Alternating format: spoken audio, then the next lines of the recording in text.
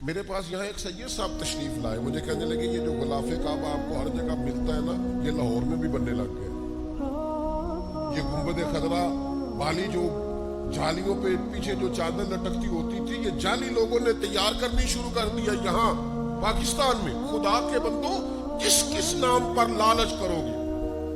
کیا کیا نام لے کے بیچو گے؟ میں اس وطن میں رہتا ہوں جہاں تلاوتیں بکتی ہیں، نعتیں بکتی ہیں، تقریریں بکتی ہیں، عقیدتوں پہ لوگ خریداریاں کرتے ہیں۔ ظالم یہ بھی نہیں سوچتے کہ جو کام میری بخشش کا ذریعہ تھا میں نے اسی کو بیچنا شروع کر دیا۔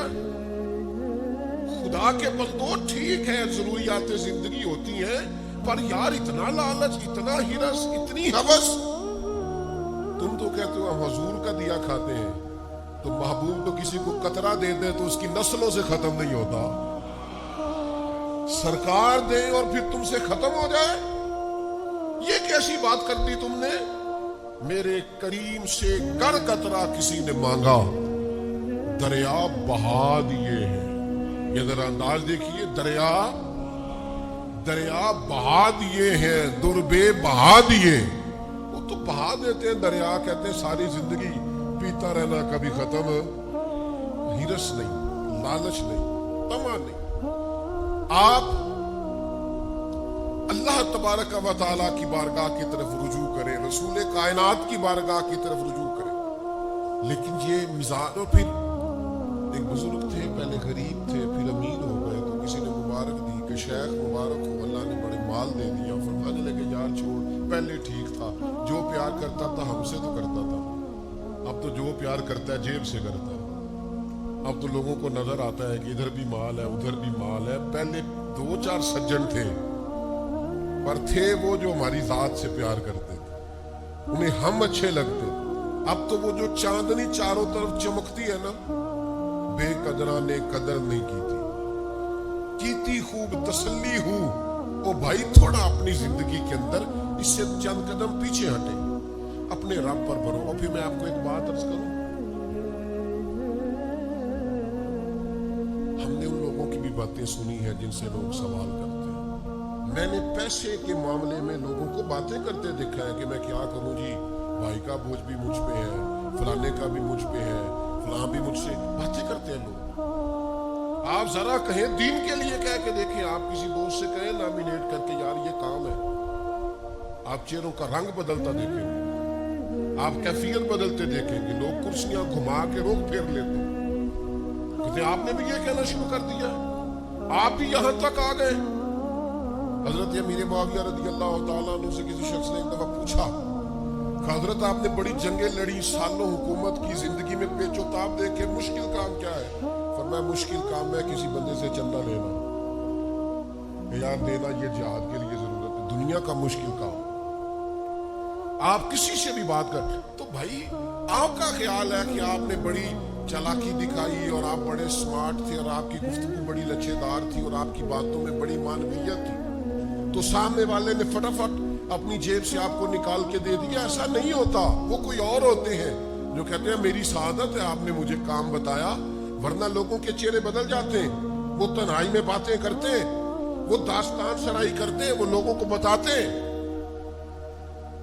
یوں تو ہر ایک کو شیطان سے ڈر لگتا ہے، پر مجھ کو اس دور کے کچھ انسان سے ڈر لگتا ہے، اور جس کی ہر بات میں پوشیدہ ہو نشتر کی چبھن، ایسے ہر صاحب احسان سے ڈر لگتا ہے۔ جو احسان جتلائے گا وہ نشتر کی طرح چبھے۔ کیوں آپ ادھر ادھر دیکھتے ہیں؟ 3 جوڑے بڑے کافی ہیں، ایک روٹی دوپہر میں کھا لی جائے نا تو وہ انسان کے 24 گھنٹوں کے لیے کافی ہوتی۔ میرے ابا جی کہا کرتے تھے پتر دانے پالو پڑولے چ تے اچار پالو مرتبانے چ، تے پرواہ نہیں۔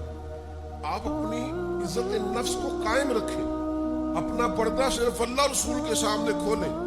دنیا کچھ بھی نہیں دیتی میرے دوستوں، سوائے اس کے کہ رسوا کرتی، سوائے اس کے کہ باتیں کرتی ہے۔ یتیموں کے بارے میں ہم نے باتیں کرتے لوگوں کو سنا ہے کہ ٹھیک ہے والد چلا گیا لیکن ساری زندگی کاروبار کیا، وہ پیسے کدھر ہیں؟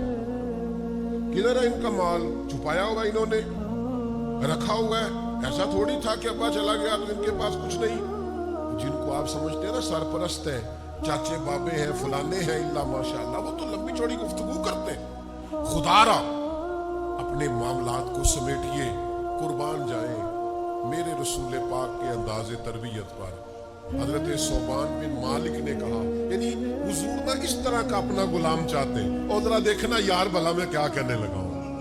नबी पाक ना इस तरह का सजाना, सवारना, निखारना, तामीर करना चाहते। हजरत सोबान बिन मालिक बड़े आशिक किस्म के सहाबी हैं। आशिक ये वही हैं जो मस्जिद में बैठ के रो रहे थे तो हुजूर ने पूछा क्यों रोते हो?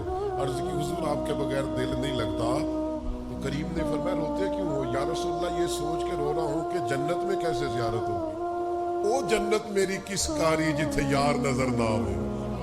अल्लाह ने कुरान नाजिल कर दिया, फरमाया महबूब जो आपके होंगे गोया वो जन्नत में भी आपके साथ ही होंगे, जो पैरवी करने वाले होंगे। हजरत सोबान बिन मालिक ने एक तो बैत कर ली ना इस्लाम की, एक दिन फिर अर्ज की हुजूर मुझे बैत कर ले। हुजूर ने फरमाया एक शर्त है। या रसूलल्लाह आपकी भी शर्त है? हुजूर बैत कर ले, फरमाया एक शर्त है। कहा था ना हजरत बेदम ने कि पीने को तो पी लूंगा पर शर्त।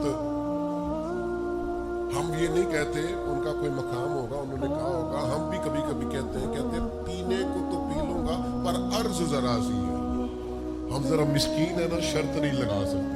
महबूबों को शर्तें कौन लगाए? पीने को तो पी लूंगा पर अर्ज अजमेर का साकी हो, बगदाद का मैखाना। ये कभी मेहरबानी हो जाए ना, इस रस्ते मिले तो फिर साकी तेरी खैर तेरे मैं कदे की खैर। हजरत सोबान ने अर्ज की हुजूर बैत कर ले, तो महबूब फरमाने लगे एक शर्त है। एक मेरा दिल करता है नाम बताऊं आपको शर्त, या फिर पक्की हुई है शर्त बता दूं। एक शर्त है। या रसूलल्लाह कौन सी? वरना मेरे हाथ पे हाथ रख कर बैत, आज के बाद किसी बंदे से सवाल नहीं करेगा। गोया ये इधर देखना मेरी तरफ, ओ नौजवानों इधर देखना।